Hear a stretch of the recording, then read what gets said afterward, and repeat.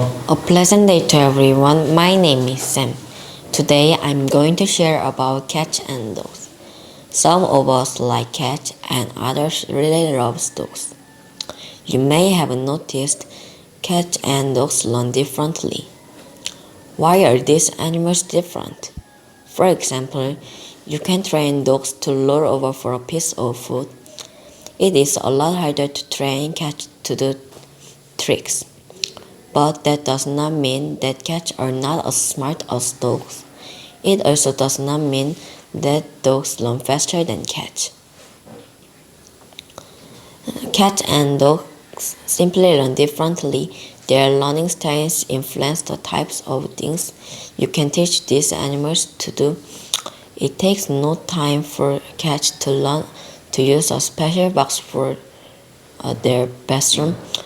However, dogs take more time to learn when and where they should go to the bathroom. If something is natural for animals to do, it is easier for the animal to learn. When a dog comes into the person's house to live, the person in the house becomes the boss.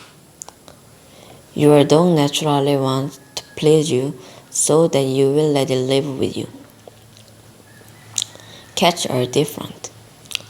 When a cat comes to live in your house, it sees you as an equal, therefore it will not try so hard to please you. So cats and dogs have different reasons to learn the things they do. Thank you for listening and have a good day ahead.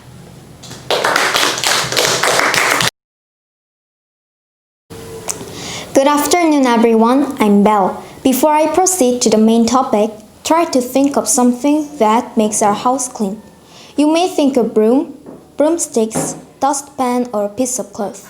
What about vacuum cleaner? Today, allow me to tell you about the invention of the vacuum cleaner.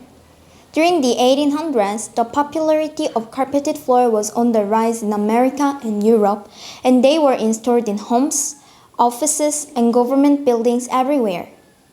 Many inventors tried to make vacuum cleaner, but it wasn't effective. Finally, Hubert Booth succeeded in creating vacuum cleaner. Booth using suction to pick up dust and transfer it directly into a container.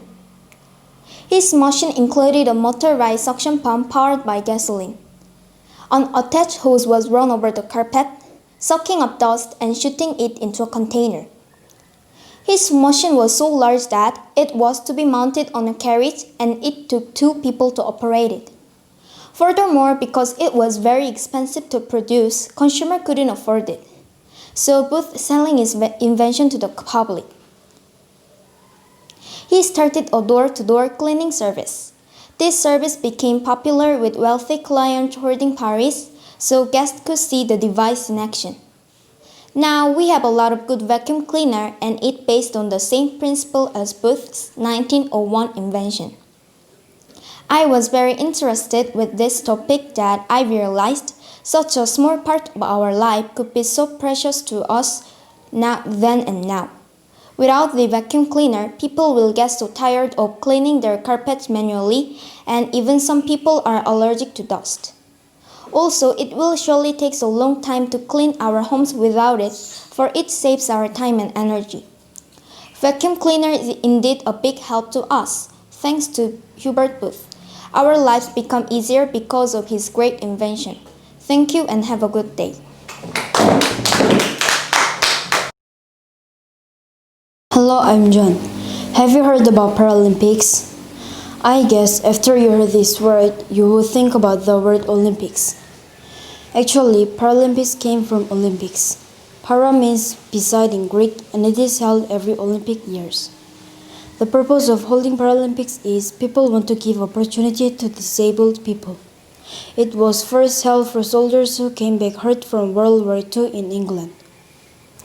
That time there were just 400 people, but the most recent Paralympics had 4,000 athletes and joined 136 countries. To join Paralympics, athletes must have a disability.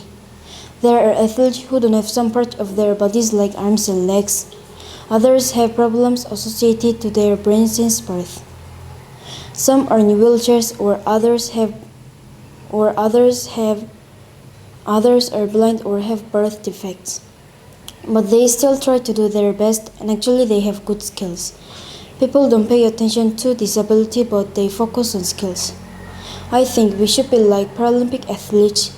Even if they are disabled, they don't give up or do their best. After I heard about Paralympics, I felt shy because even if I have a normal body, I don't try hard sometimes. I think there are no excuses as long as you want to do something. Whether you're disabled or not, we can show our skills. What would you feel if you were disabled? When we are lazy, let's think about them to try harder. Let's also support and cheer them up. Thank you and have a good day. Fable is a story that usually uses animals to teach a valuable life lesson. A pleasant day to everyone. My name is Sophia. Today I am going to share a fable story video entitled The City Mouse and the Country Mouse. There were two mice, a country mouse and the city mouse. They were cousins. The country mouse always wanted his cousin, the city mouse, to visit him. So the city mouse agreed. When the city mouse arrived, he was not polite. "How can you live here?" he asked, wrinkling his nose. "The thing you can eat is only corn and barley. The thing you can wear is only old and dirty clothes. And the things you have to listen are other animals. Why don't you come and visit me, and you'll see what it's really like to live," said the city mouse. The country mouse liked corn and barley. He liked the sound of other animals. He liked his old work clothes. Secretly, he thought his cousin was silly to wear fancy clothes. Still, the city sounded exciting. The home of the city mouse was nice. He lived in a hole in a wall in a castle. "It is only the wall in the wall," said the city mouse, "but it's very nice." That day, they ate and ate.